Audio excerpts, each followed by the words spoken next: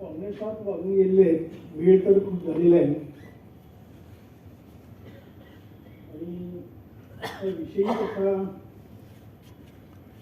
व्यापक आणि काही हा क्लिष्ट असा विषय आहे. 4 डिसेंबरला आयुक्त साहेब केशवराव जाधव साहेबांचा मला फोन आला की तुमच्याकडे एक काम आहे. कसलं काम? तर मला असं वाटलं की व्याख्याते वगैरे सुचवायचे. तर ते म्हणजे मी व्याख्यातेशीच बोलतोय आणि तुम्हालाच व्याख्यान द्यायचं आहे.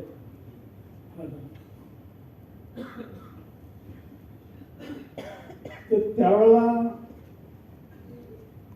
अपरिचित शिवछत्रपती असा विषय त्यांनी दिला आणि सुदैवानं मी गेली 10-12 वर्षे ह्या अभ्यासात शिवचरित्राच्या अभ्यासात असल्यामुळं मी तो विषय आवडीने घेतला. त्यांनी सतत याबाबत फॉलो चालूच होता. एकतर शासकीय पातळीवरची ज्या संस्था असतात त्याच्यामध्ये इतकी आपुलकी, इतकी आस्था की आजकाल कमी होते. पण माझा अनुभव थोडासा वेगळा. मी अतिशय जाहीरपणे त्यांचे आभार मानतो. आजच्या कार्यक्रमाला सहआयुक्त साधना पाटील आहेत. त्यांच्याशी बोलताना त्यांचा अभ्यास माझ्या लक्षात आला. त्यानंतर अशोकराव जाधव, सरनाईक, लेखा परीक्षक वगैरे. समोर इतिहासाचे एक अभ्यासक आणि मित्र इंद्रजित सावंत बसले. बरेच लोक समोर दिसत आहेत. सगळ्यांची नावं बसत नाही. शक्यतो 1 तासामध्ये हा विषय मांडायचं मी ठरवलेलं आहे. म्हणजे उत्तर रामायणामध्ये मी अनेक वेळा सांगतो की वक्त्याला कुठपर्यंत बोलत राहायचं. तर समोरच्या श्रोत्याकडून जम्मू-काश्मीर जोपर्यंत येत नाही तोपर्यंत बोलत राहायचं. सामूहिक जोपर्यंत देत नाही तोपर्यंत बोलत राहायचं. आणि आज ते पत्रिका पाळणार आहे. खरं म्हणजे कोल्हापूरची एक ओळख जी थोडीशी बाहेर आजकाल होते ती मला खटकते की तांबडा पांढरा म्हणजे कोल्हापूर असे चित्र आज काय व्हायला लागले. पण ह्या लोकांना माहीत नाही की कोल्हापुरामध्ये वि. स. खांडेकरांसारखे लेखक, नाशिक फडकेंसारखे लेखक त्यांचं वास्तव्य झालं. मोठे मोठे कलावंत झालेले आहेत, संगीतकार झालेले आहेत, शास्त्रज्ञ झालेले आहेत, साहित्य संमेलने या ठिकाणी भरलेले आहेत. मोठे मोठे चित्रकार, कुस्तीगीर आणि शाहू छत्रपतींसारखा राजा. त्या सगळ्या गोष्टींचा विचार जर केला तर कोल्हापूरची सांस्कृतिक ओळख जी आहे ती अशा प्रकारच्या व्याख्यानातून होते असं मी मानतो. आणि या व्याख्यानमालेचा तर 51वा ही व्याख्यानमाला आहे आणि सातत्यानं चालू असणं ही व्याख्यानमाला आहे. मी जाधव साहेब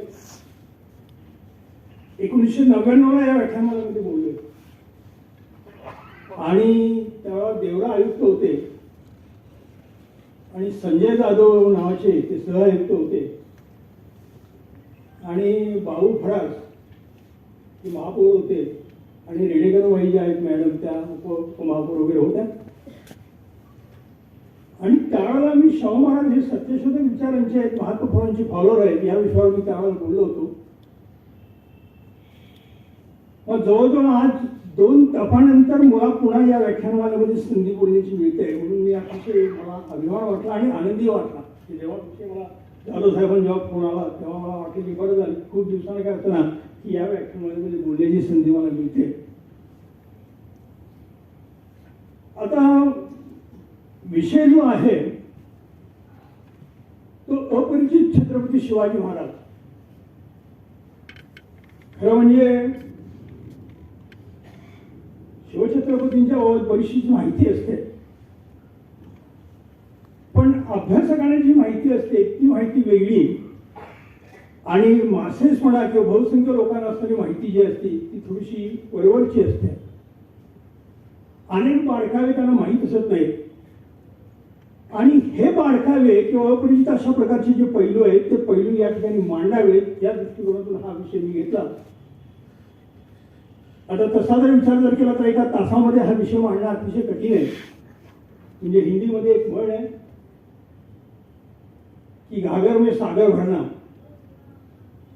आता घागर में सागर भरना ही म्हण ठीक आहे, पण हे अशक्य आहे. शिवाजी महाराजांच्या बद्दल विचार जर केला तर हे अशक्य आहे. इतकं व्यापक आणि इतकी विविधता, इतकं वैचित्र्य विविधता या माणसाच्या या महापुरुषाच्या आयुष्यामध्ये आहे की ज्याला ज्याच्या हयातीतच परमेश्वराचा अवतार मानतायत, ईश्वराचा अवतार मानतायत असा हा महामानव आहे. आणि मग या महामानवाबाबत बहुसंख्य लोकांच्या बाबत काही बारकावे जे असतात ते बारकावे माहीत असत नाहीत, म्हणून हा विषय मी त्या ठिकाणी निवडला. साधारणपणे आपल्याला पाऊलखिंड माहीत असते, बाजी टुकू लढलेलं माहीत असतो, अफजलखानाचा वध माहीत असतो, आदिलाबाद सुटका माहीत असते, शाहिस्ते खानासंबंधी अर्थात माहीत असतं. पण याहीपेक्षा वेगळा काही शिवछत्रपतींच्या आयुष्यामध्ये जे आहे ते या ठिकाणी मांडावं या दृष्टिकोनातून मी आज या ठिकाणी उभा आहे. पुन्हा दुसरा मुद्दा असा की ज्या शिवचरित्रकारांनी शिवचरित्र लिहिली त्यांची संख्या तशी थोडीच आहे. म्हणजे त्याच्यामध्ये केळुसकरांचं नाव घेता येईल, बेंद्रेंचं नाव घेता येईल, परोंदरेंचं नाव घेता येईल, वाकरू भावेंचं नाव घेता येईल, सेतू माधवराव पगडींचं नाव घेता येईल, सरदेसाई, गव मिनाळे, यदुनाथ सरकार वगैरे वगैरे नावं अनेक घेता येतील. किंवा आज अलीकडे प्राचार्य पटनाथ, डॉक्टर बालकृष्ण वगैरे सरकार, यदुनाथ सरकार वगैरे अशी अनेक नावं घेता येतील. पण शिवचरित्र लिहिण्यासाठी या लोकांना जो त्रास झाला किंवा त्यांना जे काही त्यांना ज्या अडचणी आल्या त्याचाही आता कुठेतरी उल्लेख करावा असं मला वाटलं. आणि म्हणून केवळ शिवाजी महाराज त्यांच्या आयुष्यातल्या अपरिचित अशा घटना या तर सांगायच्याच, पण ज्या शिवचरित्रकारांनी शिवचरित्र लिहित असताना त्यांना जे काही त्रास झाला, त्यांना ज्या काही अडचणी आल्या त्याचाही कुठेतरी दाताचा उल्लेख करावा. आणि हे शिवचरित्र लिहिण्याबाबत कोल्हापूरच्या शाहू छत्रपतींची काय भूमिका होती तीही कुठेतरी मांडावी असा थोडासा व्यापक त्या सगळ्या दृष्टिकोनातून आज मी बोलायचं ठरवलंय. आता एक तासामध्ये कितपत ती मांडू शकेल, पण तरी पण अगदी थोडक्यामध्ये हे सगळं मांडण्याचा मी प्रयत्न करतोय. एक 4-5 मुद्दे मी मांडणार आहे. पहिला मुद्दा असा आहे की आपल्याकडे अजूनही शिवछत्रपतीची कुडी, भोसले कुडी ही राजपूत सिसोदिया कुळाशी जोडली जाते आणि त्याच कुळीतील महाराज आहेत असा अजूनही शिवचरित्रामध्ये मांडलं जातं. हा एक पहिला मुद्दा. तो कसा थोडासा वेगळा आहे, त्याच्यापेक्षा काय वेगळा आहे हे मी या ठिकाणी सांगणार आहे. हा एक भाग, पहिला मुद्दा. दुसरा भाग असा की अगदी लहानपणापासून आपण 1630 ही शिवजन्म तारीख समजतो, पण प्रत्यक्षामध्ये मी अभ्यासातून किंवा अनेक इतर लोकांच्या अभ्यासातून आज सिद्ध होत आहे की 1627 हीच खरी जन्मतारीख आहे. आणि त्याही बाबत माझ्या हाती जे पुरावे आले किंवा जे जे अभ्यासक मला त्यांचे जे ग्रंथ माझ्या वाचनामध्ये आले ते सगळे पुरावे घेऊन मी या ठिकाणी तो मुद्दा मी आज मांडायचं ठरवलेला आहे. हा दुसरा भाग. त्यानंतर मग काही किरकोळ इतर मुद्दे आहेत ते मी पुढं सांगतोच आहे. विशेषतः म्हणजे कोल्हापुरात महाराज केव्हा आले, तारीख कुठली होती, महाराज काय केले कोल्हापुरात आल्यानंतर त्याचाही या ठिकाणी थोडासा उल्लेख मला करायचा आहे. आता पहिला मुद्दा जो आहे, हा पहिला मुद्दा असा की सिसोदिया कुळीशी महाराजांचा संबंध जो जोडला जातो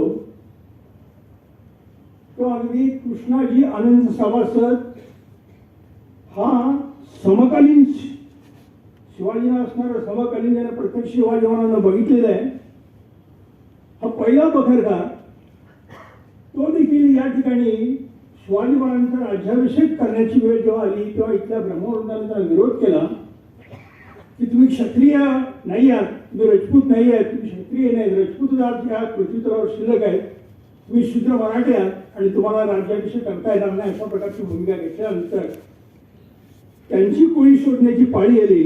आणि मग सभासदांच्या शब्दामध्ये सांगतो मी, सभासद असं म्हणतो की राजे यांचा बाप थोरले महाराज राजश्री शहाजी राजे यांचे बाप म्हणजे राजे यांचे आजचे राजश्री मालोजी राजे व विठोराजी भोसले हे निजामशाहीत वजीर दौलत करून तोलादारीने राहत होते. आणि पुढं सभासद असं म्हणतो तेव्हा राजाच्या वंशाचा शोध करीत असताना राजे शुद्ध क्षत्रिय सुशोध उत्तरेकडील दक्षिणेस एक घराणे आले, तेच राजे यांचे घराणे असा सभासद सांगतो. आणि आजची चरित्रकारिकेला अगदी गजानन भास्कर मेघाळ्यांच्या पर्यंत देखील हे कुठेतरी सिसोदिया वगैरे या पद्धतीनं मांडणी करतायत. पुन्हा बकरघरांचा आपण जर विचार केला तर सर्व बकरीमध्ये तिकडे अशाच पद्धतीने थोडीशी मांडणी दिसते. माझ्या पाहण्यामध्ये जवळजवळ 8 ते 9 वंशावळी आल्या आणि ह्या 9 वंशावळीमध्ये अशी गोष्ट दिसते की शिवाजी महाराजांची जे पंजोबा आहे तिथपर्यंत फक्त माहिती मिळते. शहाजीराजेंचे वडील मालोजीराजेंचे वडील बाबाजींच्या पुढं म्हणजे पंजोबा जे आहेत खबर पंजोबा जे आहेत त्याच्या पुढं माहिती मिळत नाही. मग कुणी परसोजी म्हणतं, कुणी संभाजी म्हणतं, काही अनेक आहेत त्याच्या पुढं माहितीच मिळत नाही. याचा अर्थ असा आहे की सिसोदिया घराण्याशी राजपूत घराण्याशी महाराजांचा संबंध भोसले कुळीचा जोडणं हे कुठेतरी चुकतंय, हे या ठिकाणी सांगावं लागेल, हे मान्य करावं लागेल. विशेषतः म्हणजे खापर पंजोबापर्यंत पोहोचता येतं, बाबाजीपर्यंत पोहोचता येतं. मग बाबाजींचे जे वडील आहेत त्यांचं कुणी नाव संभाजी देतं, कुणी परसोजी देतं, वेगळ्या प्रकारची नाव देत आहेत, पण त्याच्याबाबत काही माहिती मिळत नाही, हे या ठिकाणी सांगावं लागेल, मान्य करावं लागेल. हा पहिला मुद्दा मी या ठिकाणी मांडतोय. किंवा भूषण सारखा कवी किंवा जयराम पेंडे सारखा कवी त्यांची कुळी ही राजपूत आहेत अशा प्रकारची मांडणी करतायत. पण मी जसं वाचत गेलो, अभ्यास करत गेलो तसं मात्र या ठिकाणी थोडंसं वेगळे दिसतंय. आणि अतिशय नम्रपणाने मी सांगतो की शिवाजी या मातीतला अस्सल मराठा, या मातीत जन्मलेला तो मराठा आहे हे मान्य करावं लागेल.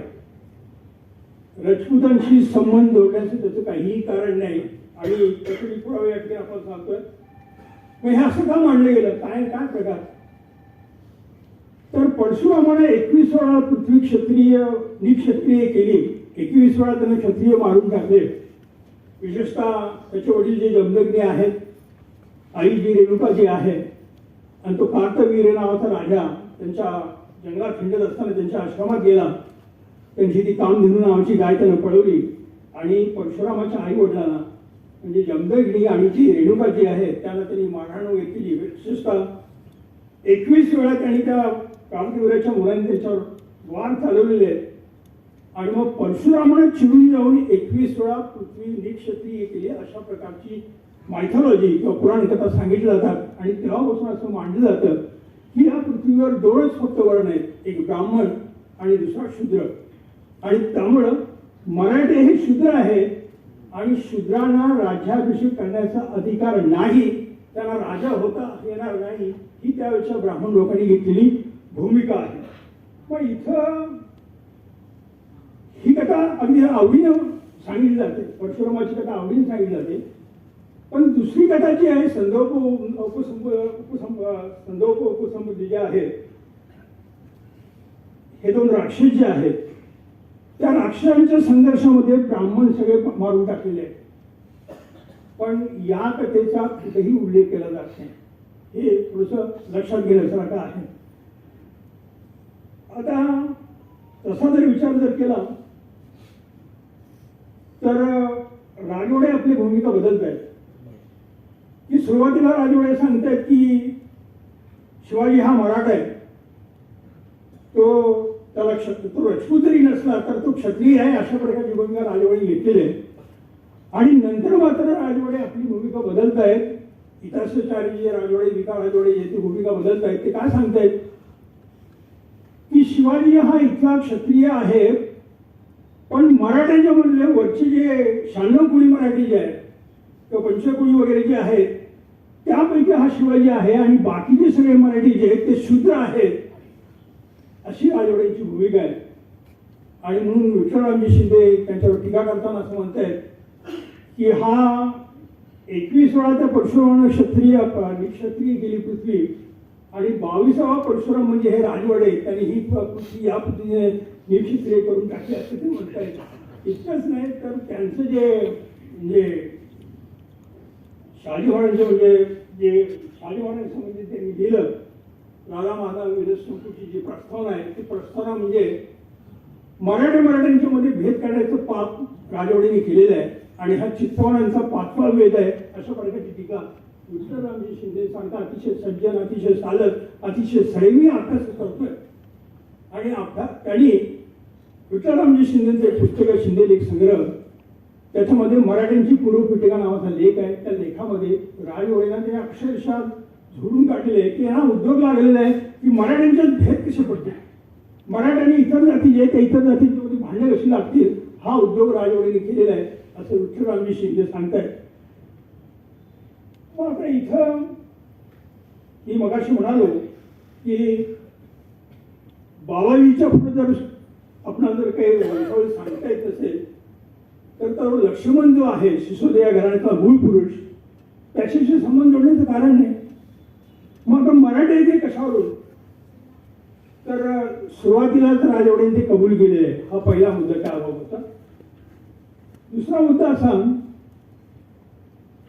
की गहकरीने असं म्हटलेलं आहे इतर संशोधक की शिवाजीची कुळी या मातीतलं सुमधुर अशा प्रकारचं फळ म्हणजे भोसले कुळी गहकरी सांगतात. सभासद देखील शेवटी असं म्हणतो की एक मराठा राजा छत्रपती झाला ही काही सामान्य गोष्ट झाली नाही हे सभासद सांगतोय. पुन्हा परमानंदाने देखील उल्लेख करत असताना शिवभारत जे आहे त्याचं त्या शिवभारतामध्ये देखील अशाच प्रकारचा उल्लेख त्यांनी केलेला दिसतो. परमानंदाने मराठा म्हणूनच उल्लेख केलेला दिसतो या भोसले कोळीचा. त्यानंतर यदुनाथ सरकार याच प्रकारची भूमिका घेत आहेत. त्यानंतर संत साहित्याने लोकसाहित्याच्या अभ्यासात मोठ्या अभ्यासात ज्यांना मी माझा लोकराजा शाहू छत्रपती हा ग्रंथ अर्पण केलेला आहे ते राची ढेरे ते पैठणला गेलेले राची ढेरे आणि पैठणमध्ये त्यांनी कावळे आणि गोसावी नावाच्या 2 पुरोहितांच्या घरी चौकशीसाठी गेले की शिवाजींच्या संबंधी काही कागदपत्र मिळतात. तर त्यांना जी कागदपत्रे मिळाली वंशावळी जी मिळाली त्या पैठणमध्ये मिळणाऱ्या वंशावळीमध्ये मराठे भोसले या नावाखाली ती वंशावळी दिलेली आहे. म्हणजे हे राशी ढेरे सांगतात. त्यानंतर प्रभुराव ठाकरे त्यांनी तो सुद्धा मांडलेला ड्रेस पत्रव्यवहार जो आहे त्याच्यामध्ये देखील शिवाजी महाराज असल्याचे उल्लेख आहे. मराठा खुळी त्याच्या असलेले उल्लेख आहे.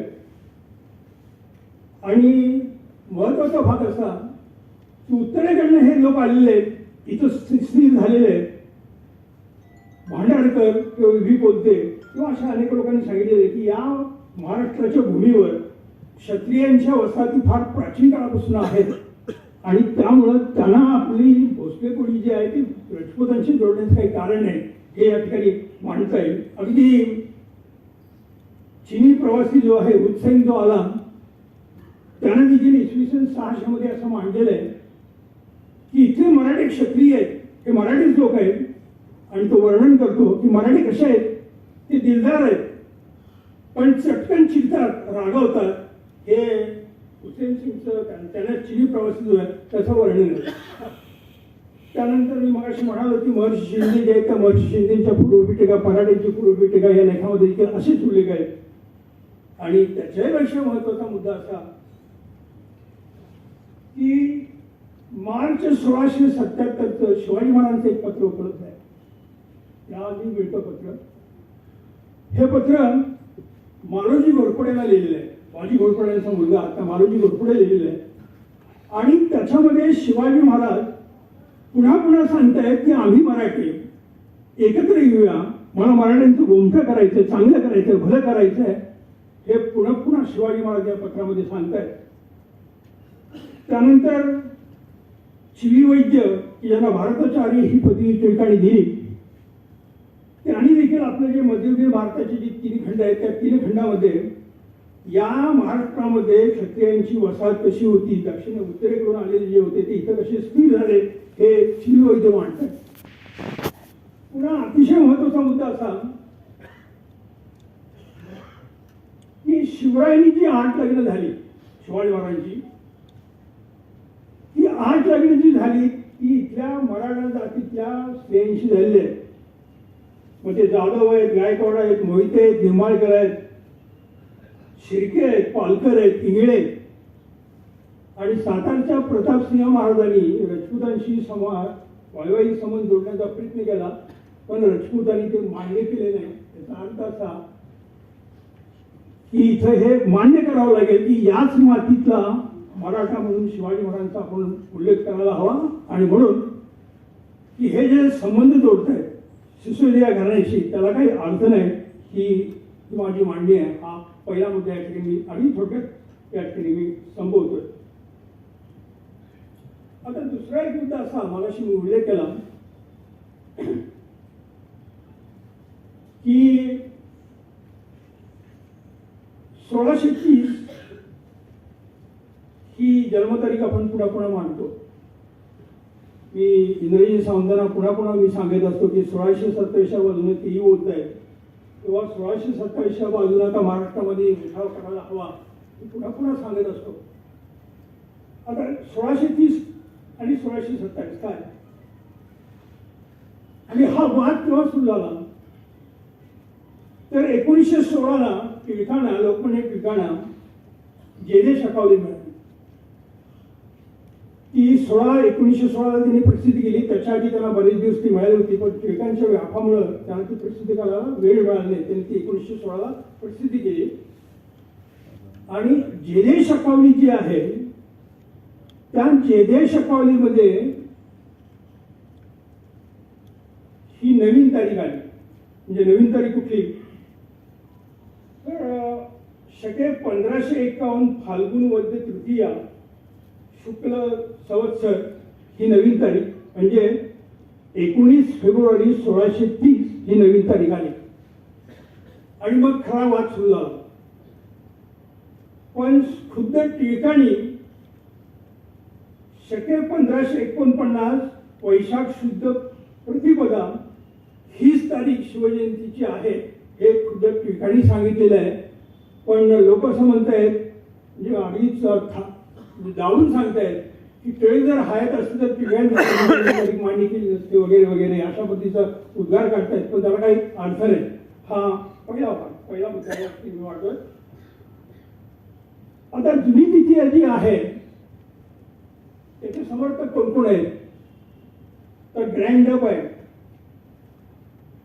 किंकेड आहे, खुद्द महात्मा फुले आहेत, न्यायमूर्ती रानडे आहेत, लोकमान्य टिळक आहेत, विका राजवडे, प्रबोधनाथ ठाकरे, यदुनाथ सरकार आहेत, सरदेसाई आहेत, नरो फाटक आहेत, जरा भट आहेत, चिग भानू नावाचे ग्रस्त आहेत. त्यानंतर पुण्याचे नुकतेच 2 वर्षापूर्वी ज्यांचं निधन झालं रामकृष्ण आनंद कदम ही दादा त्यांचा उल्लेख म्हणजे सांगतो. हायस्कूलचं असणारे हे शिक्षक माझे त्यांच्या अलीकडे म्हणजे गेल्या 1-10 वर्षामध्ये संबंध आले. मला असं वाटलं की माझ्या घरामध्ये खूप पुस्तकं आहेत असं मला वाटायचं. त्या कदमांच्या घरामध्ये मी एकदा गेलो पुण्याला. तुम्ही विश्वास ठेवणार नाही 3 खोल्या भरून या माणसाकडं पुस्तकं वेगवेगळ्या पोथ्या आणि हस्तलिखित होती. पण दुर्दैवानं या माणसाची दखल महाराष्ट्राने घेतलेली नाही. आणि 1627च्या बाजूने यांनी एक 125 पानाचं पुस्तक देखील लिहिलेलं आहे. आणि त्या पुस्तकात ह्या कदमांनी अनेक पद्धतीनं 1627 ही तारीख खरी कशी आहे हे ते मांडतायत. त्यांचा मृत्यू कॅन्सरनं झाला.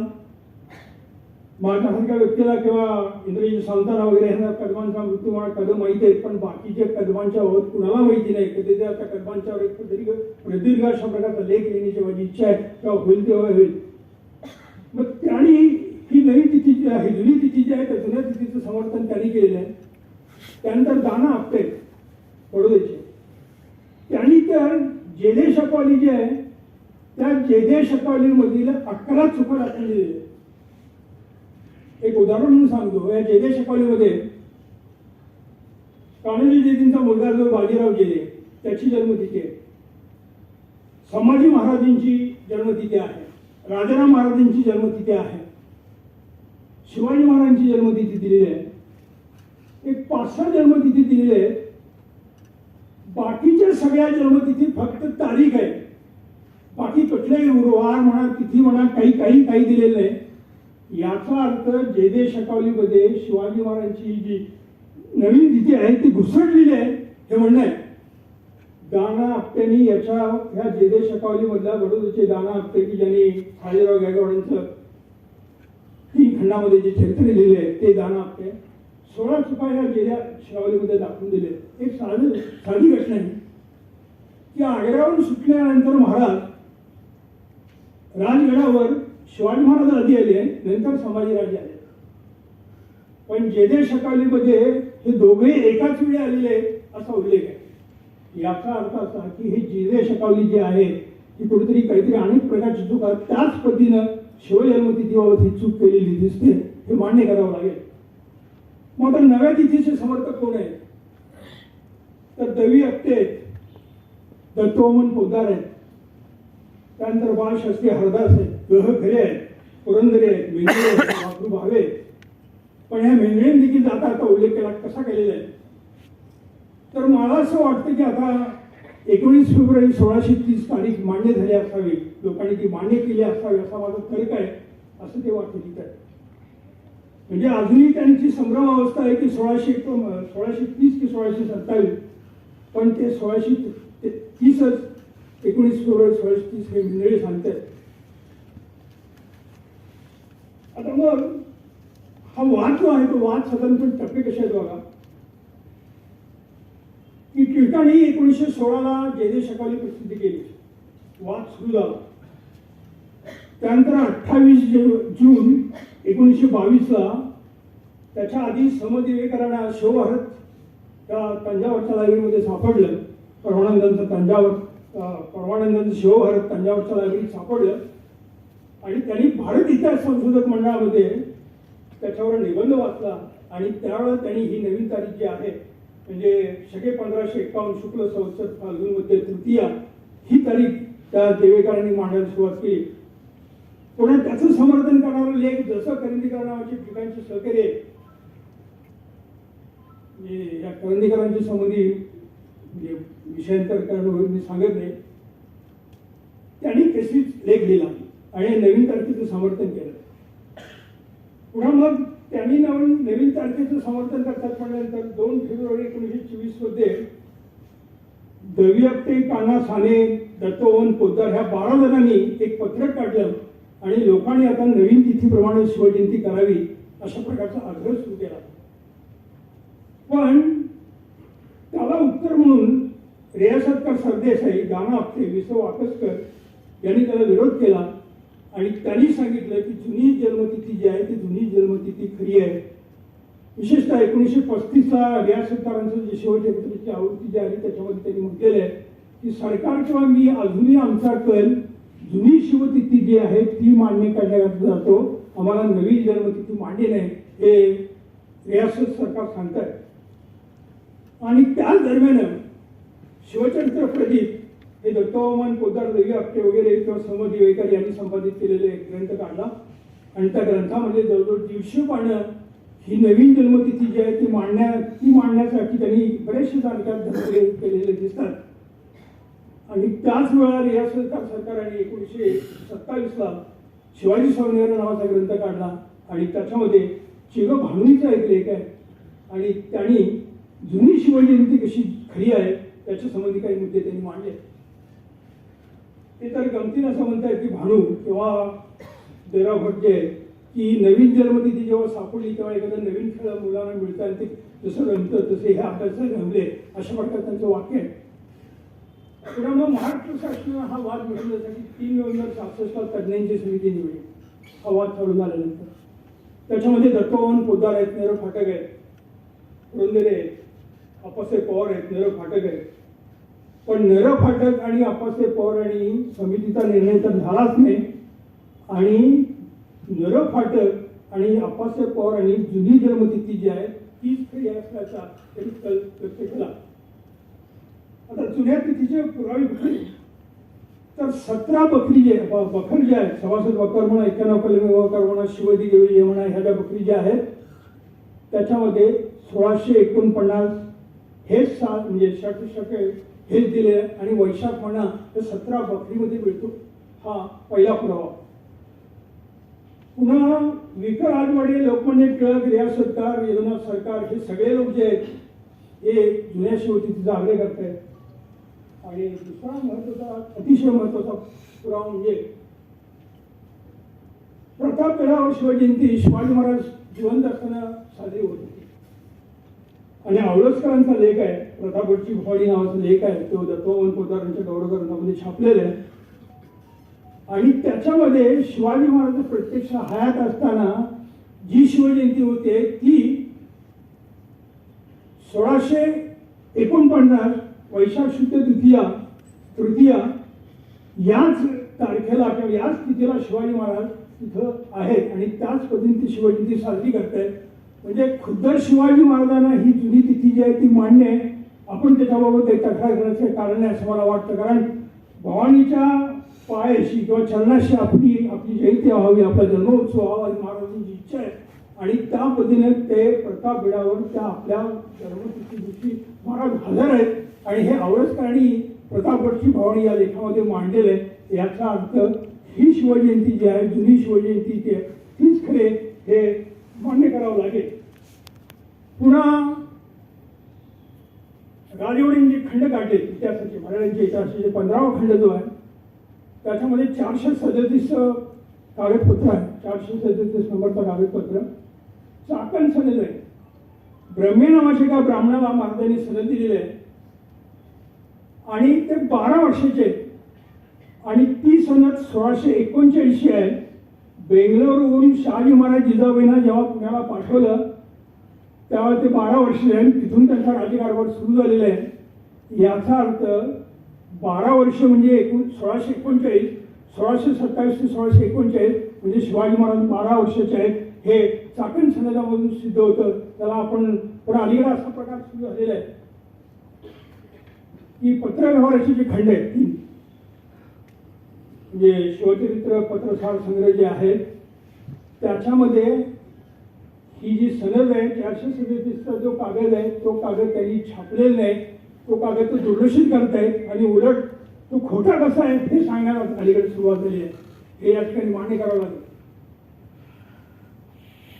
खुद्द परमानंदाचे जे श्लोक आहेत शिवभारतामध्ये ते मगाशी मी ज्यांचं नाव सांगितलं म्हणजे रामकृष्ण आनंद कदम त्यांनी ह्या श्लोकांच्या द्वारे अंकमूल्य देण्याची पद्धत आहे शब्दांना त्याच्या आधारे म्हणजे भूभवन प्राणचंद्र हे जे हा जो श्लोक आहे त्याच्यामध्ये त्याच्या आधारे कदमानी याची जुनी जन्मतारीख कशी परमानंद मानतोय हे सिद्ध केलेलं आहे.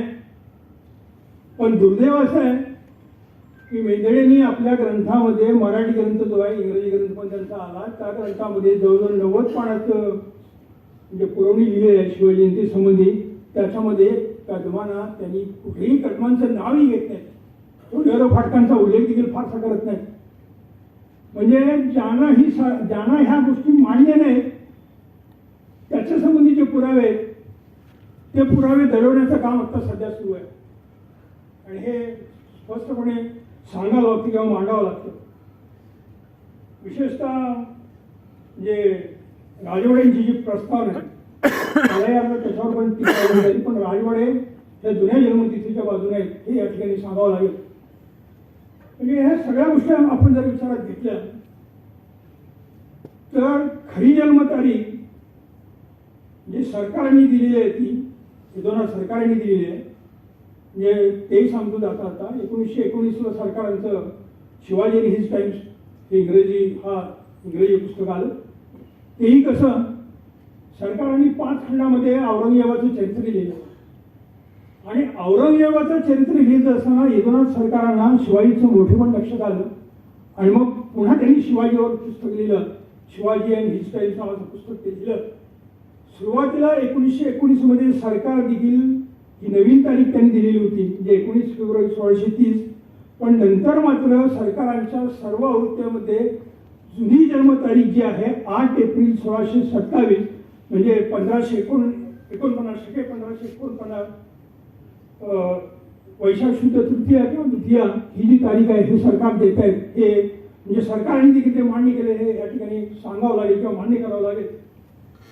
पण हे सगळ्या मुद्दा शेवटी एकच आहे की समिती आपण नेमली, ती समिती, त्या समितीचा इतिहास वगैरे सगळं बाजूला पडला. त्याला 1-2 महिन्याची मुदत दिलेली होती की समितीने तारीख निश्चित करावी, पण समितीचं कामकाज वगैरे झालं नाही. आणि 1995ला काँग्रेसचं सरकार होतं. चिना परसुरी नावाचे ग्रस्त आणि त्यांचे इतर काही सहकारी यांनी पुन्हा हा वाद उकरून काढला आणि उकरून काढून त्याला विलासराव देशमुख मुख्यमंत्री होते. त्यांना सांगितलं की 19 फेब्रुवारी 1630 हीच खरी जन्मतारीख आहे. आणि तेव्हापासून सरकार देखील त्याच्यावर फारसं लक्ष घातलेलं नाही. तीच तारीख आज आपण मानतो, पण प्रत्यक्षामध्ये पुण्यामध्ये तर खास लोक आहेत अजूनही. हे कदम जर आहेत, प्रमोद मांडे आहेत, तिथे कितीतरी अनेक लोक सांगता येतील की ज्या आजही या जुन्या जन्मतिथीचा आग्रह करतायत, पण दुर्दैवाने आपण त्यावर लक्ष देत नाही. आपण अजूनही समजून चालतो 19 फेब्रुवारी 1630, पण खरी जन्मतारीख 8 एप्रिल 1627 म्हणजे शके 1549 वैशाख शुद्ध तृतीया ही जी तारीख आहे ही शिवाजी महाराजांची खरी तारीख आहे. आणि हे मला या ठिकाणी मुद्दाम सांगा वाटतं किंवा हे अपरिचित लोकांना, हे सामान्य लोकांना हे माहीत नाही. किंवा सामान्य लोक म्हणतात काय करायचं 1627 काय 1630 काय करायचं, असा लोकांचा दृष्टिकोन असतो. आता हे इतकं सगळं सांगितल्यानंतर त्यांचा आणखी एक आग्रह असतो. काय आग्रह असतो की जे शकावली हे समकालीन आहे, शिवाजी महाराजांच्या काळात ती लिहिली गेलेली आहे. किंवा इतर जी काही साधनं आहेत, परमानंदांचं शिवकाव्य त्याच्यामध्ये देखील जे आहे ते देखील शिवाजी महाराजांच्या काळात म्हणजे परमानंद सुद्धा शिवाजी महाराजांचा सभासद होता. पण ते सांगतात ते खोटं आहे. कदमाने ते सिद्ध केलेलं आहे की जुनी तारीखच परमानंद देतोय. पण समकालीन साधनं खोटी कशी असतात त्याचे एक उदाहरण देतो आणि मी पुढे जातो. यशवंतराव चव्हाण की महाराष्ट्रामध्ये यशवंतरावांच्या प्रेम करणारी माणसाला प्रतिशिवाजी म्हणायचे, थोडंसं विषयांतर. पण यशवंतरावने एका भाषणामध्ये नम्रपणाने सांगितलं की कृपा करून मला प्रतिशिवाजी म्हणत जाऊ नका. शिवाजी आणि माझ्यामध्ये जर साम्य कुठलं असेल तर एकच साम्य आहे की दोघांची सासरवाडी एकच आहे, फलटण ही शिवाजी महाराजांनी माझी सासरवाडी, बाकी कुठलेही साम्य नाही, हे यशवंतरावांनी सांगितलं.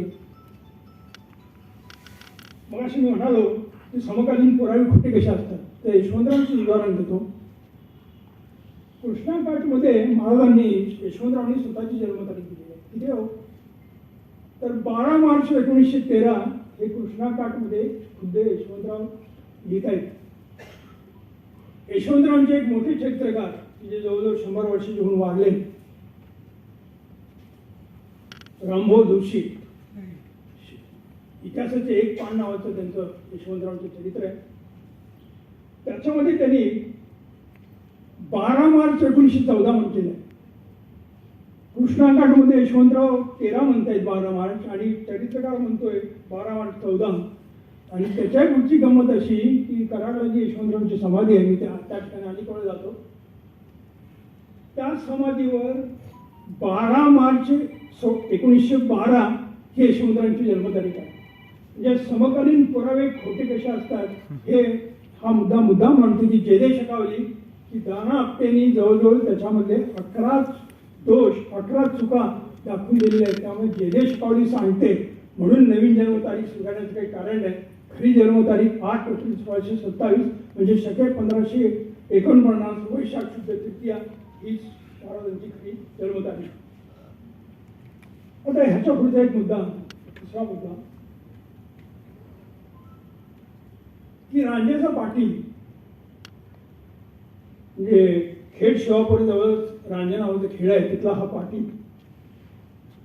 बाबाजी भिकाजी पाटील त्या गावचा पाटील. रणजित देसाईंनी सीमानिगडीमध्ये सुरुवातीला त्याच्या संबंधी छापलेलं आहे. 15व्या वर्षी महाराजांनी त्याला कसं त्याचे हातपाय तोडले वगैरे. आपल्याला तेवढंच माहीत असतं की रांजेच्या पाटलाचे हातपाय महाराजांनी तोडले. आणि कशासाठी तोडले तर गावातल्या एका स्त्रीबरोबर बदामल केला, गैरवर्तन केलं म्हणून महाराजांनी या रांजेच्या पाटलाचे हातपाय तोडले. हात दोन्ही बाजूनं, पाय की त्याला चौरंग करणं म्हणतात, शरीराचं चौरंग करणं, तो महाराजांनी केला. आपल्याला इतकंच माहिती असतं. पण त्याचा पुढचा भाग असा की खरा प्रशासक हा नियमाप्रमाणे जसं चालतो तसं त्याच्या ठिकाणी कुठेतरी माणुसकीची आज झालर असते. आणि ही शिवछत्रपतींच्या ठिकाणी होती. त्यांनी त्या बाबाजी पाटलाचा चौरंग केल्यानंतर त्याला मुलबाळ नाही, आता हा जगणार कसा म्हटल्यानंतर त्याचा एक भाऊबंद आहे सोनाजी नानाजी गुजर म्हणून पाटील. आणि त्याला सांगितलं, त्याला काही जमीन लावून दिली आणि इथून पुढं तू या बाबाजी भिकाजी पाटलाचा किंवा रांजेचा पाटील जो आहे त्याचा तू सांभाळ करायचा आहे, त्याचं तू पालन पोषण करायचं आहे, अशी शिवाजी महाराजांची आज्ञा आहे. हे आपल्याला माहीत असत नाही. आपल्याला फक्त इतकंच माहीत असतं की रांजेच्या पाटलाला बदामल केला, स्त्रीबरोबर गैरवर्तन केलं म्हणून त्याचे हातपाय तोडले, एवढंच आपल्याला माहीत असतं. पण पुढचा जो भाग आहे तो बऱ्याचशा लोकांना अपरिचित असतो किंवा तो त्यांच्या वाचनामध्ये येत नाही. या अर्थाने मी अपरिचित म्हणतोय. हा पुढचा मुद्दा. चौथा मुद्दा असा अपरिचयमध्ये की पनवेलजवळ प्रबळगड नावाचा एक गड आहे. इंग्रजी संस्थांना माहीत असेल. या प्रबळगडावर 1657 ची घटना आहे. केसरसिंग राजपूत नावाचा किल्लेदार आहे आणि त्याच्याशी महाराजांचं युद्ध झालेलं आहे. 1657 ची घटना. महाराजांनी त्याचा पराभव केलेला आहे आणि हा केसरसिंग राजपूत ठार झालेला आहे. ठार झाल्यानंतर त्यांना आपल्या ज्या पत्नी आहेत त्यांना जोहार करायला लावलेला आहे. म्हणजे सतीचा साधारण प्रकार, सतीचाच प्रकार तो. परवा एक पुस्तक माझ्या वाचनामध्ये आलं मल्हारराव होळकरांचं आणि त्यांचा मुलगा जो खंडेराव, त्याची पत्नी अहिल्याबाई. वाचताना माझ्या अंगावर म्हणजे अक्षरशः वाचताना अंगावर शहारे आले. त्या खंडेरावला अहिल्याबाई ही पत्नी आहेच. ती सती जायला निघाली, मल्हाररावांनी तिला थांबवले. दुसऱ्या 2 पत्नी आहेत. पुन्हा 7 विवाहवय संबंधांच्या स्त्रिया आहेत. 2 नर्तिके आहेत मुस्लिम. ह्या 2 पत्नी, ह्या 7 विवाहवय संबंधांच्या असणाऱ्या पत्नी म्हणा आणि त्या 2 नर्तिकी 1754ला खंडेराव वारल्यानंतर त्याच्या प्रेताबरोबर ह्या 11 स्त्रिया सती गेलेल्या आहेत. म्हणजे अहिल्याबाई थांबल्या. हे मल्हारराव होळकरांनी विनंती केली, तुम्ही थांबा, तुम्ही जाऊ नका, तुम्हालाच मी माझा खंडेराव मानतो, तुम्ही जाऊ नका म्हणून त्यांच्या विनंतीला मान देऊन अहिल्याबाई थांबलेले आहेत. अहिल्याबाईचा घुसाईचं आपण माहिती आहे. ही भयानक चाल महाराष्ट्रामध्ये आपण जर विचार केला तर केशवपणाची चाल म्हणा किंवा सतीची चाल. म्हणजे केशवपणाचा प्रकार तर अगदी अलीकडे सांगलीमध्ये दीक्षित नावाच्या एका ग्रस्तांनी आपल्या सुनेचे केस कापले. उभभावांना एक चांगले कथाकार म्हणून मी मानतो. त्यांची 17 वर्ष नावाची कथा म्हणा किंवा इतर कथा म्हणा, एक चांगला कथाकार म्हणून पुबाबाईंना मला आदर आहे. पण पुबाभावेंनी ह्या दीक्षित नावाच्या सांगितलेल्या ग्रस्तांनी जेव्हा सुनेचं केशवपण केलं त्याचं समर्थन केलेलं आहे आणि चुकीचं समर्थन केलेलं आहे की युल ब्रांडर अमेरिकेमधला नट जो आहे तो सगळं टक्कल केस कापत नाही वगैरे वगैरे असं काहीतरी नॉनसेन्स समर्थन केलेलं आहे. त्याच्या पुढचा भाग सांगतो. करेच्या पाणीमध्ये अथरीने आपल्या आईची आठवण दिलेली आहे. अथरींची आई विधवा होती आणि तिचे केस कापले जायचे आणि तो घावी आलेला एक केस कापायला आणि त्या ओरडतायत, बाबू अरे माझं हे केशव पण करताय ना, थांबव, मला नफा येते. अथरीने अगदी कळवून दिलेलं आहे किंवा प्रबोधन ठाकरेंची माझी जीवनगाथा जी आहे त्याच्यामध्ये दादासाहेब फाळकेंची वहिनी, ही वहिनी विधवा होती पण तिने केस कापले नव्हते. पण नाशिकमधल्या या ब्रह्मवृंदानं हे प्रेत आम्ही जाणणार नाही जोपर्यंत तुम्ही तिथे केस कापत नाही. आणि दुर्दैव असं की दादासाहेब फाळकेंची वहिनी मृत्यू झाल्यानंतर तिचं केशोपण केलेलं आहे आणि त्यानंतर तिचं दहन केलं आहे. अशा किती घटना सांगू. म्हणजे हा सगळा प्रकार जर लक्षात घेतला तर शिवाजी महाराजांचं मोठपण इथं लक्षात येतं की शिवाजी महाराजांनी जिजाबाई म्हणजे जिजाबाईंना आईसाहेबांना त्या ठिकाणी म्हणजे सती जाऊ दिलेलं नाही. गळ्यात पडून तर रडलेलं आहे की तू जर आई गेलीस तर मी माझा पराक्रम तो बघायला कोण असणार आहे. आणि मग जिजाबाई सती जात असणं थांबलेलं आहे. हा इतिहास आहे. म्हणजे मुद्दा असा असा की इथं या ठिकाणी हा प्रबळगडावर त्या स्त्रिया जोहार केलेला आहे आणि त्याची फक्त आई त्या याची किशोरसिंगाची आणि त्याची 2 मुलं म्हणजे त्या बाईंची नातू थांबलेले आहेत. ते थरथर कापतायत. शिवाजी महाराज बाजूला उभे आहेत. आणि आता हे काय करणार महाराज असता वाटतंय त्या आईला, किशोरसिंगाच्या आईला. महाराज नम्रपणानं वाकलेले, त्या आईनं नमस्कार केलेला आहे. ते किशोरसिंगाच्या मुलांना जवळ घेतलेलं आहे आणि त्यांना समजावून सांगितलेलं आहे आणि अतिशय सन्मानपूर्वक त्यांची गावाकडे पाठवणी केलेली आहे. असा हा राजा आहे. म्हणजे इथं औरंगजेबासारखा माणूस किंवा खापिकामासारखा माणूस की शत्रूंच्या स्त्रियांचा आदर करणारा हा महापुरुष आहे. मग ही 4थी घटना मी प्रबळगडची सांगितली. 5वी घटना अशी आहे की आतापर्यंत आपण शिवाजी महाराजांसंबंधी ते तुळजापूरच्या भवानीचे भक्त आहेत आणि पुरावे आहेत. शहाजी महाराजांनी ते कसे प्रत्येक वेळेला कसे जायचे तुळजापूरला वगैरे जायचे. त्याच्यात तिथं ज्या कमाणी आहेत त्या कमाणीवरती गेले याच्या नोंदी आहेत की शहाजी महाराज किंवा शिवाजी महाराज कसे यायचे वगैरे हे नोंदी आजही बघायला मिळतात. किंवा शिखर शिंगणापूर जे आहे ते शिखर शिंगणापूरचा महादेव जो आहे शंभू महादेव जो आहे त्यालाही महाराज जात आहेत. मला असं वाटायचं की महाराज कोल्हापूरच्या अंबाबाईला कितीतरी आले असतील का. बराच वेळा हा प्रश्न आहे याच्या डोक्यामध्ये. आत्ता तर मी ज्या रोडवर राहतो त्या रोडवर प्रवाशांची इतकी तुफान गर्दी असते. आता नोंदी तर अशा आहेत की दररोज 1.5 लाख लोक अंबाबाईचे दर्शन घेत आहेत. म्हणजे तिथल्या पुजाऱ्यांची काय कमाई असते हे लक्षात घ्या. हे जे आहे पुन्हा पुन्हा वाटायचं. सुदैवानं संकर्षण सकळकळे या कवीचं शिवकाव्य नावाचं एक काव्य हाती मिळालं आणि त्याच्यामध्ये नोंद आहे. काय नोंद आहे? 10 नोव्हेंबर 1659ला अफजलखानाचा वध झाला प्रतापगडावर आणि वध झाल्यानंतर दुसऱ्या दिवशी 11 नोव्हेंबरला महाराज बाहेर पडतात.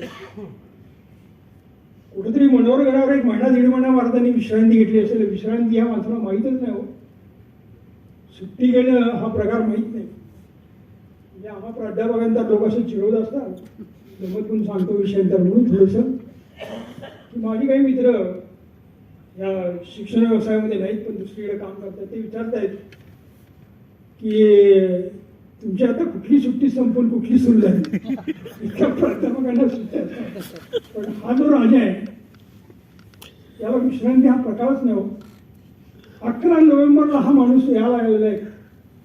पन्हाळगडाकडे चालत निघालेले आहे आणि 27 नोव्हेंबरला कोल्हापुरात आलेले आहे. 27 नोव्हेंबर 1659 आणि कोल्हापूरच्या अंबाबाईचं दर्शन त्यांनी घेतलेलं आहे. आणि या सकळकडे यांनी मिळालेलं आहे की दर्शन घेतल्यानंतर महाराजांची थोडा वेळ समाधी लागली.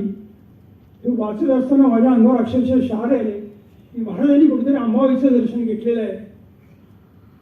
हे बऱ्याच लोकांच्या वाटण्यात नसतं. म्हणजे ही जी घटना आहे ही मला फार महत्त्वाची वाटते. त्यानंतर मग ते पन्हाळ्याला गेले 28 नोव्हेंबरला. बघा ना कसं अगदी पहाटे पोचले आणि पन्हाळगड पाहण्याची त्यांनी इच्छा आहे. सेवकांना त्यांनी सांगितलेलं आहे की पलिते लावा दिवट्या लावा मला गड बघायचा आहे. आणि अक्षरशः मध्यरात्र होऊन गेलेले आहे. आणि देवट्यांच्या ओजेड्यात, पलितांच्या ओजेड्यात हा राजा त्या सगळ्या गडाची पाहणी करतोय, कुठं काय कुठं काय कुठं काय. हे वास्तविक अंगावर अक्षरशः शहारे येतात. ही 5वी घटना मी या ठिकाणी मुद्दा बोलतोय. 6वी घटना एक अशी आहे की महाराजांनी गोव्यावर स्वारी केलेली आहे, बारदेश्वर. स्वारीचं कारण असं आहे की लखम सावंत जे आहेत कोकणातले काही देसाई, सावंत आणि राणी मंडळी ही महाराजांच्या विरोधात नेहमी काम करतात. म्हणजे मराठीच महाराजांच्या बद्दल महाराष्ट्रामधले इथले जे लोक आहेत ते बऱ्याच वेळाला हा जहागीरदाराचा पोरगा आता राजा होतोय, हे कुठे म्हणजे राजा म्हणून तो गाजतोय हे बघवत नसल्यामुळे ते त्याला विरोध करतायत. आणि हा लखम सावंत महाराजांना घेऊन ह्या बारदेशमध्ये लपलेला आहे. पोर्तुगीजांनी त्याला आश्रय दिलेला आहे. आणि पोर्तुगीजांनी आश्रय दिल्यानंतर ह्या लखम सावंताला शोधून काढण्यासाठी महाराजांनी बारदेशवर स्वारी केलेली आहे. बारदेशवर स्वारी करत असताना महाराजांना लखम सावंताला शोधून काढायचं ते त्यांनी पोर्तुगीजांनी संधी दिलेली आहे. म्हणजे तुम्हाला आश्चर्य वाटेल की इंग्रज काय, पोर्तुगीज काय, डच काय, फ्रेंच काय, अफजल खानाचा वध केल्यापासून महाराजांचा सगळ्या देशामध्ये इतका दरारा वाढलेला आहे. एक भीतियुक्त दरारा ज्याला आपण म्हणतो तो निर्माण झालेला आहे. पोर्तुगीजाने देखील त्या लखम सावंताला शेवटी सांगितलेलं आहे की तुम्ही आता इथे थांबू नका. शिवाजी महाराज आमच्यावर स्वारी करण्याची शक्यता आहे, तुम्ही निघून जा. 17, 18, 19 नोव्हेंबर 1667 बारदेशवर महाराजांनी स्वारी केलेली आहे, गोव्याला स्वारी केलेली आहे. आणि त्याच वेळेला तिथं 2 पाद्री आहेत, पोर्तुगीज पाद्री. वास्तविक 2च पाद्री. त्यांना महाराज म्हणतात की तुम्ही हिंदू आहात, ते नकार देत आहेत. नकार दिल्यानंतर महाराजांनी त्यांना मारलेलं आहे, ठार केलेलं आहे. पण ही संख्या 2च आहे. पण ब्रिटिशांनी ज्यांनी शिवाजी महाराजांना बदनाम करण्याची पहिल्यापासून त्यांना सवय, शिवाजीला लुटारू दरोडेखोर जे म्हणतायत, त्यांची पत्र अशी आहे की 6 पाद्री महाराजांनी मारले. पण प्रत्यक्षात पिसुलकरांचं, पांडुरंग पिसुलकरांचं पोर्तुगीज आणि मराठी संबंध नावाचं पुस्तक 1963-64 आलं. पुणे विद्यापीठामध्ये ज्यांनी जी 7 व्याख्याने दिली त्या 7 व्याख्यानांचं हे पुस्तक आहे. आणि त्या पुस्तकामध्ये त्यांनी सांगितलेलं आहे हे पाद्री जे आहेत हे पाद्री फक्त काही साधू किंवा संत नाही आहेत, ते देखील मारामार करतायत, लढाई करतायत. आणि महाराजांच्या मनामध्ये ते कुठेतरी आहे. आणि म्हणून ते 2 पाद्री जे आहेत त्या 2 पाद्रींनी त्यांनी मारलेले आहे. म्हणजे हे केवळ साधू नाही आहेत, संत नाही आहेत, ते कुठेतरी अशी युद्धामध्ये वगैरे आहेत. त्याचाही राग महाराजांच्या मनामध्ये आहे. आणि हे पिसुलकरांचं जे पुस्तक आहे म्हणजे पोर्तुगीज मराठी संबंध, त्याच्यामध्ये पोर्तुगीजांनी हिंदूंची देवळं पाडलेली जी यादी आहे, हिंदूंच्यावर कशा प्रकारचे अत्याचार करत होते ते सगळं त्या पुस्तकात पिसुलकरांच्या मिळतं. आणि एक नोंद अशी आहे की महाराजांनी अनेक किल्ले बांधले. त्या किल्ल्यांच्या तर आता हे अनेक नवीन अभ्यासक यामध्ये पडतायत. इंद्रिय सावंत म्हणा किंवा भगवान चिले म्हणा, अनेक लोकांची नावं सांगता येतात, राम यादव वगैरे वगैरे अनेक नावं सांगता येतील. किल्ले अनेक बांधले पण किल्ल्यांच्यावर कुठे नाव कोरलेलं नाही महाराजांनी. मालवणला सिंधुदुर्ग जो आहे त्या सिंधुदुर्गावर मात्र शिवाजी महाराजांच्या हाताचा ठसा आहे, मान्य आहे. नंतर तिथं शाहू महाराजांनी मंदिर बांधलं, हे सगळं मान्य आहे. पण कुठल्याही किल्ल्यावर शिवाजी महाराजांनी आपलं नाव टाकलेलं नाही. पण गोव्यामध्ये सप्तकोटीश्वराचं मंदिर बांधलं आणि ह्या पोर्तुगीजांना दाखवून देण्यासाठी म्हणून म्हणा त्यांनी तिथं मात्र त्या मंदिरावर आपलं नाव टाकलं आहे की शिवरायांनी हे मंदिर बांधलं वगैरे अशा प्रकारचा उल्लेख त्या ठिकाणी मिळतो. हे कुठेतरी त्यामध्ये लक्षात घेतलं पाहिजे. आता बारदेश्वर स्वारी जी आहे ती काही लोकांना असं वाटतं की लखम सावंताला शोधून काढण्यासाठी मांडलं, विशेषतः भेंदळे वगैरे या पद्धतीने मांडतायत. त्याच्या पाठीमागे काही धार्मिक कारण वगैरे नाही आहे. पण मला तर असं वाटतं की पोर्तुगीजांनी जो हिंदूंचा छळ केलेला आहे, आज ह्या चंदगड भागामध्ये जर तुम्ही गेला किंवा त्या एरियामध्ये महाराष्ट्र आणि गोव्याच्या भूमीवर तर अनेक ख्रिश्चन कुटुंब दिसतात. नावं आपली आहेत पण ते त्यांचा धर्म ख्रिश्चन आहे. मी तर एकदा चंदगडला माझे एक मित्र PC पाटील म्हणून हुसूर गावामध्ये त्या भागामध्ये हिंडत होतो आणि चर्चच्या बाहेर मी असं एक दृश्य बघितलं. डिसेंबर महिना होता. नवरी पात्राच्या बायका, स्त्रिया कुंकू वगैरे आहे आणि त्या चर्च समोर येऊन येशूची प्रार्थना करतात. मला ते दृश्य फार आवडलं. म्हणजे हे जे आहे ना, हा जो भाग आहे, हा पोर्तुगीजांनी अन्याय केले सगळं ठीक आहे, पण महाराजांनी त्या अन्यायाला तोंड देण्यासाठी बारदेश्वर स्वारी केली, लखम सावताला शोधा हा उद्देश होता. पण त्याच्यापेक्षा पोर्तुगीजांनी धार्मिक छळ जे केला हिंदूंचा त्याला उत्तर देण्यासाठी सप्तकोटीश्वराचं मंदिर वगैरे बांधलं. हा त्याचा पुढचा भाग आहे. त्यानंतर आणखी एक शेवटचे 2 मुद्दे की शिवछत्रपतींना गो ब्राह्मण प्रतिपालक पदवी आज ही लावली जाते. एका ब्राह्मणाने लिहिलेल्या पत्रामध्ये ही पदवी दिलेली आहे आणि आपण त्याच पद्धतीने बोलतो. राजवाडेने ही सुरुवात केली. 1905 ला टिळकांचं पुण्यामध्ये एक भाषण झालेलं आहे आणि त्या भाषणामध्ये राजवाडे शिवछत्रपतींना गो ब्राह्मण प्रतिपालक म्हणतायत, ही पदवी देत आहेत.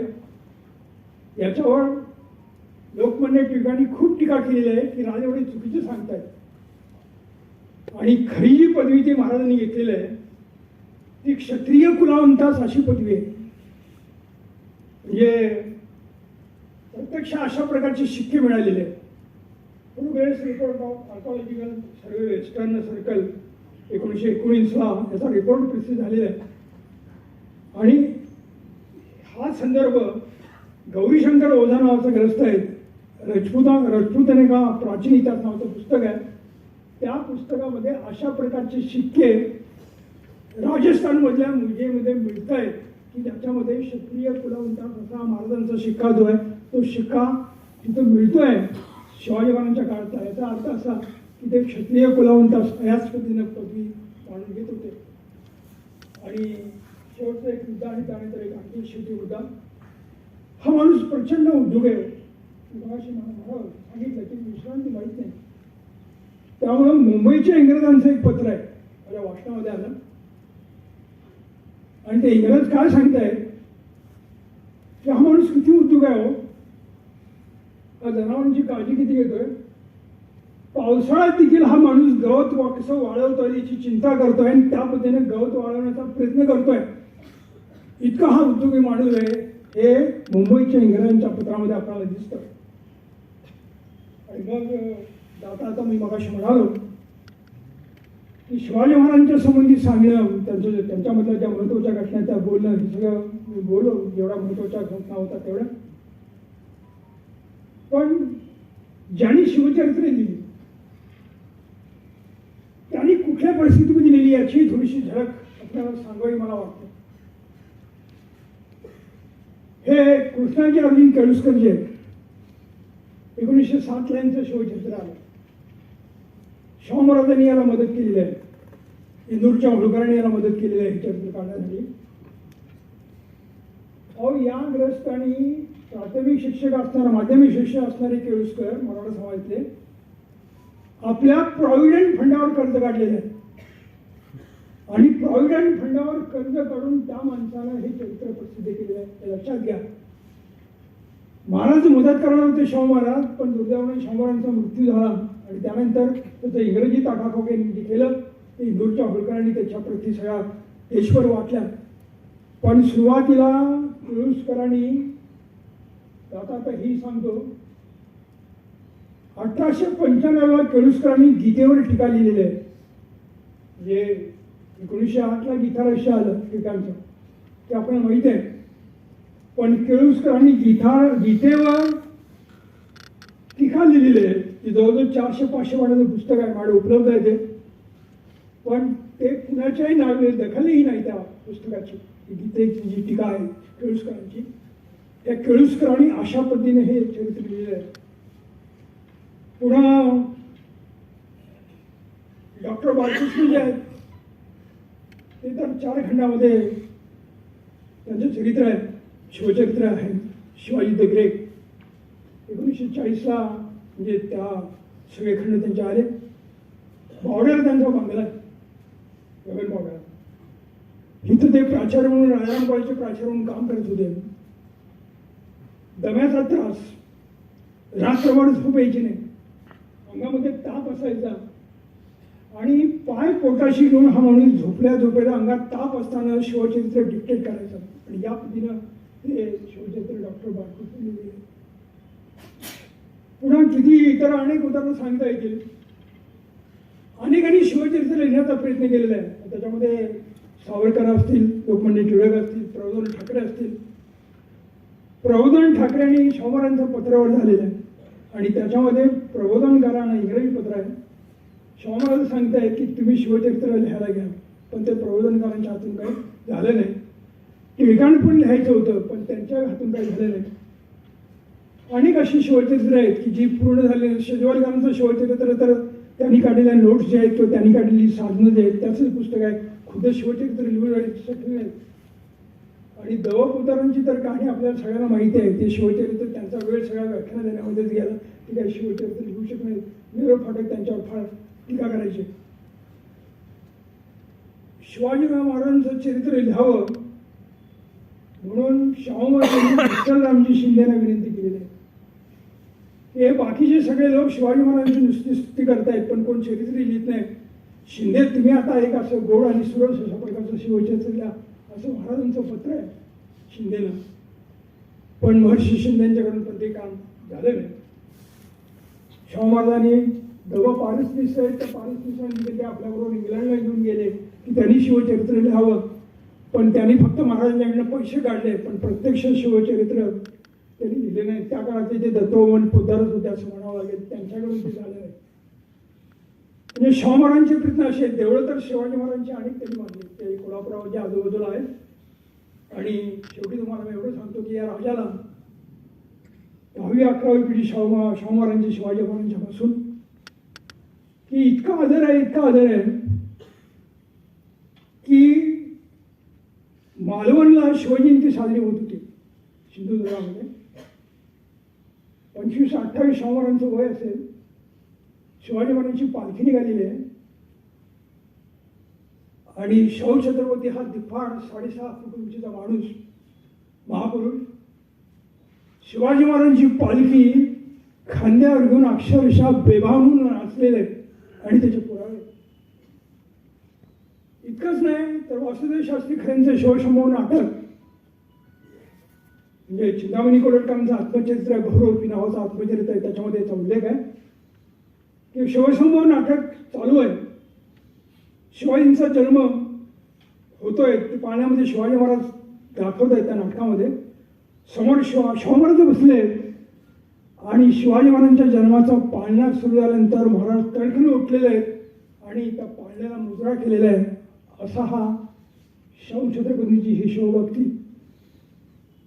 म्हणजे असा हा वेगळा एक राजा, एक वेगळा माणूस या ठिकाणी मी मुद्दाम वेगळ्या पद्धतीने काही अपरिचित अशा प्रकारचे पैलू मांडण्याचा प्रयत्न केला. शेवटी त्यांचं वर्णन जे एका गोव्याच्या व्हॉइसरॉयने केलेलं आहे, समकालीन व्हॉइसरॉय, आणि शमशेर देसाईंनी मराठ्यांच्या इतिहासाचे जे खंड काढलेले आहेत त्याच्यावरचा पोर्तुगीजांचा जो खंड आहे त्या खंडामध्ये हे व्हॉइसरॉयचं वाक्य आहे. वाक्य सांगतो आणि मी थांबतो. तो कोर्ट ऑफ सेंट व्हिन्सेंटचा व्हॉइसरॉय, पोर्तुगीज व्हॉइसरॉय समकालीन, तो काय म्हणतोय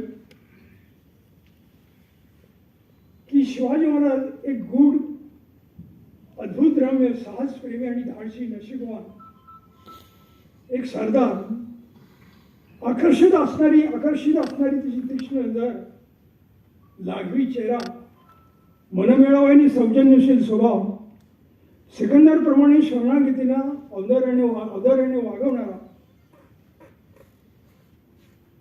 उत्स्फूर्त तरल बुद्धिमत्तेचा झटपट निर्णय घेणारा, जुलियस सीझरप्रमाणे विजयी कृती करणारा, दृढनिश्चयी, शिस्तप्रेमी, निष्णात, डावपेची, दूरदृष्टी, प्रतिभावान अशा प्रकारचा राजकारणी पटू की ज्यानं मोंगल, आदिलशाही, इंग्रज, डच, फ्रेंच, पोर्तुगीज या सर्वांशी झगडा करीत आपलं राज्य स्थापन केलं, हिंदवी स्वराज्य स्थापन केलं. असा हा महापुरुष की ज्याला त्याच्या हयातीतच ईश्वराचा अवतार मांडण्यात आलं होतं आणि म्हणूनच सभासदासारखा माणूस त्याचं पुन्हा पुन्हा कौतुक करतो आणि तो सांगतो आपल्या त्या सभासदामध्ये की मी जे हे चरित्र शिवाजीचं दिलेलं आहे ते कुणी वाचतील त्या निपुत्रकांना पुत्र होईल. जे आतापर्यंत दारिद्र्यात दिवस ज्यांनी काढले ते श्रीमंत होतील आणि जे आतापर्यंत पराभूत झाले ते यशस्वी होतील. माझं हे चरित्र अशा प्रकारचं आहे, हा अवतारी पुरुष आहे असं सभासद हा समकालीन शिवचरित्रांचा बखरगार सांगतो. असा हा महामाणूस त्याच्या जीवनातले, मी असं म्हणणार नाही की लोकांना हे माहीत नव्हतं, पण बराच वेळा बहुसंख्य लोकांना ते त्यांच्या वाचनामध्ये येत नाही. वाचनाची आवडी नसते किंवा वेळी नसते म्हणा, त्यामुळे ह्या गोष्टी माहीत असत नाहीत. इतिहासाच्या अभ्यासकांना हे माहीत असेल त्याच्याविषयी त्यांना माहीत असणाऱ्या मी गोष्टी मांडल्या. किशोरराव जाधव साहेबांनी, साधना पाटील वगैरे